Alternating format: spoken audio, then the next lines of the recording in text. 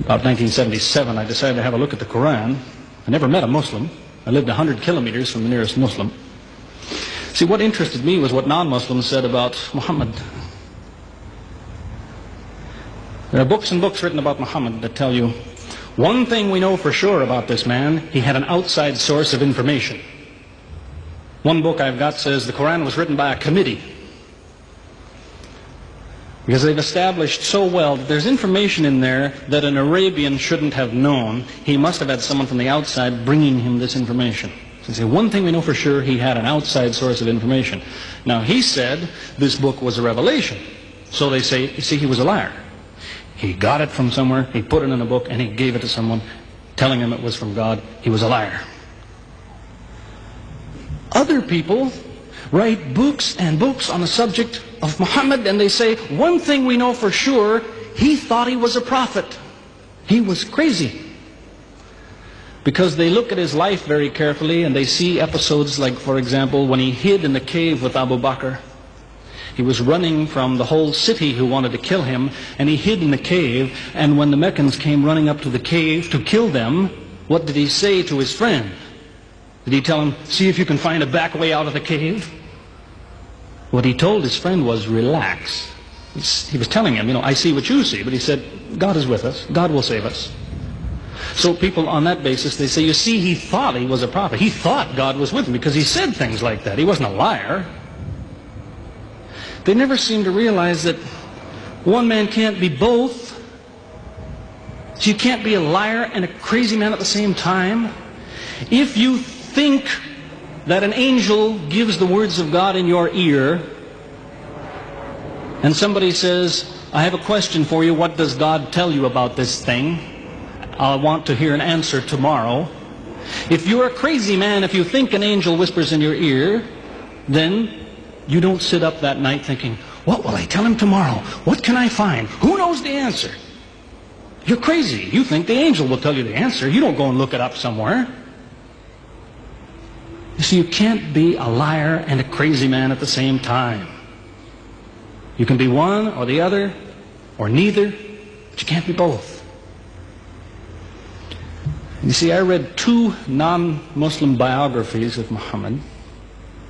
One was by Rodenson, who's an atheist, who hated the man.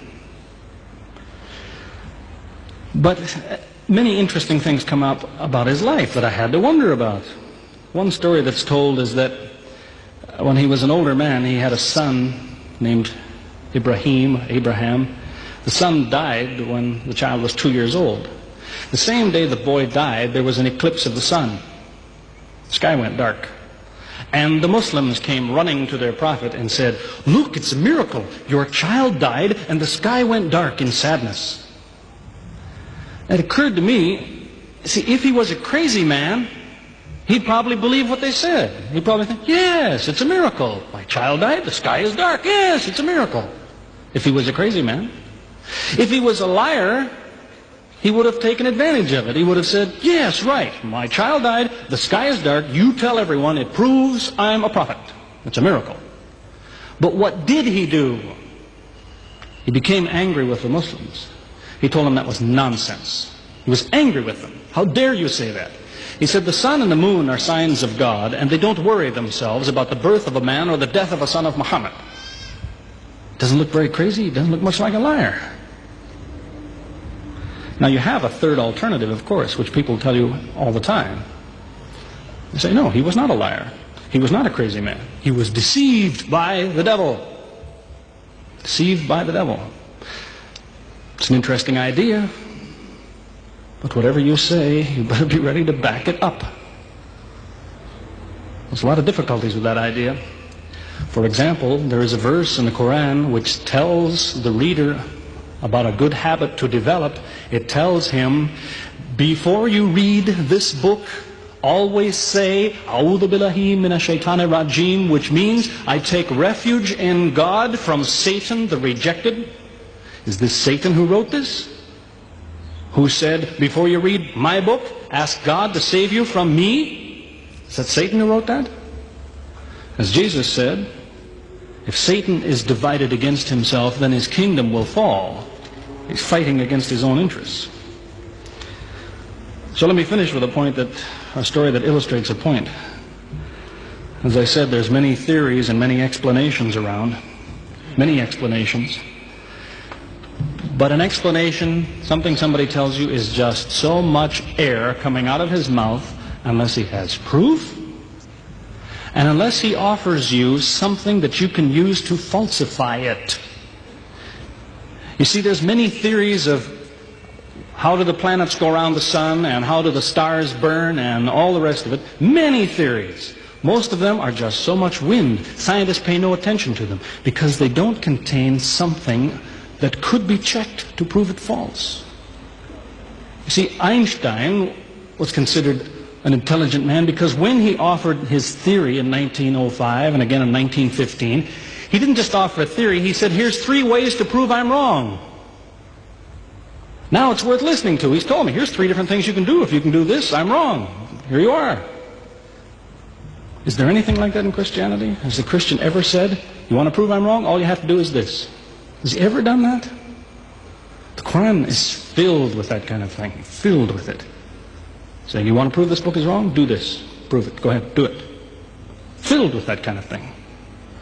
There's an example of it that made a big impression in its day, during the lifetime, 14 centuries ago, of the Prophet of Islam. You see, he had an uncle named Abu Lahab. That was his nickname, Abu Lahab. This man hated Muhammad. He hated anything the man said. He used to watch him going through the city, and if he saw him talking to someone, he waited till they split up. He'd go after the man he spoke to and take him and say, what did Muhammad tell you? Whatever it is, it's a lie. Did he tell you day? It's night. Did he say black? It's white. Exact opposite. Whatever he heard the Muslims say, he said the opposite. That was the way his mind worked. There's a little chapter of the Quran called Lahab, and it says about this man that he'll never change. It condemns him to hell, Jahannam. You see, if the man had ever become a Muslim, the Muslims would believe, well, now he's not condemned anymore. You see, for 10 years before Abu Lahab died, that was a part of the Quran. And the Muslims could come to Abu Lahab and say, do you know, it's been revealed to us in our book that you will never be a Muslim. God says you will never be a Muslim. For 10 years they told him that. All he had to do was say, well, your book is wrong. I want to be a Muslim. What do you think of your book now? That's all he had to do. He had 10 years to think about it. And that's the way he was. See, if somebody is your enemy, you don't come to him and say, you want to prove I'm wrong? Here, say this. Come on, say it. If all you have to do is say the words and I'm wrong, you finish me. He never did it. See, this is one of many cases of something that was offered that could have been falsifiable. So it was.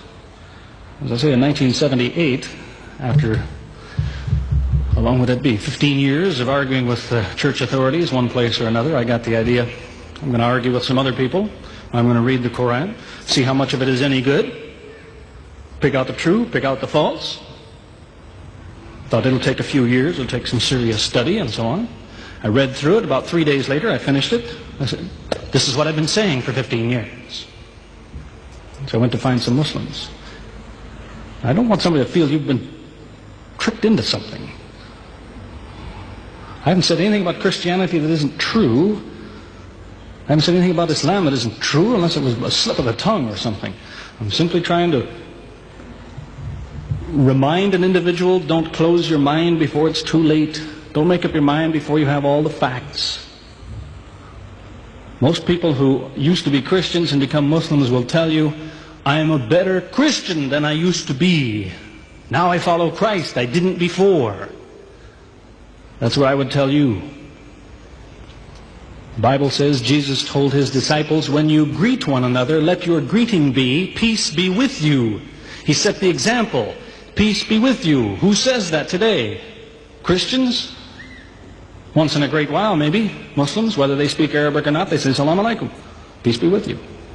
Jesus, when he prayed in the Garden of Gethsemane, put his forehead on the ground. Who prays like that? Christians or Muslims? Jesus used to fast for more than a month at a time. Who fasts today?